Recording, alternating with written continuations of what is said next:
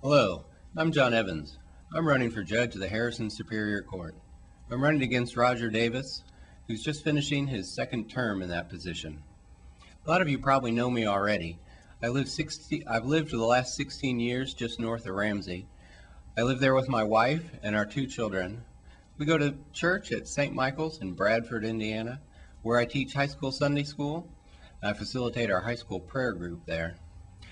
I'm 42 years old. I've been an attorney for 17 years. My practice was in Louisville before I moved it to here in Corydon. In the few minutes I have, I'd like to try to answer just one question for you. People have asked me, John, why do you want to be judge? Well, I believe that we each have certain gifts and talents and a responsibility to use those to help each other. I believe that by working together that way, we build a better community than we could ever have on our own. For the last 17 years, I've represented individuals and businesses and governments in all kinds of legal issues. I've appeared in trial courts all over southern Indiana, and I've litigated cases in the Court of Appeals and the Indiana Supreme Court.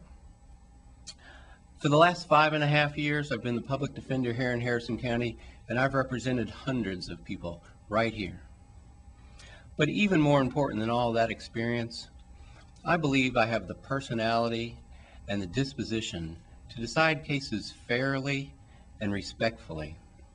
You know, the Indiana Code of Judicial Conduct requires that a judge must be patient and dignified and respectful to everyone he deals with as judge.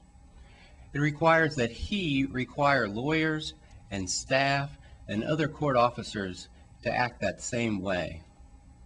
And requires that he make decisions and not be swayed by partisan interests or public clamor or the fear of criticism.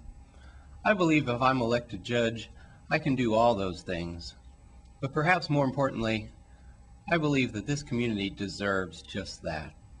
I hope you believe so too, and that on November 4th, you'll vote for me. Thank you for your consideration.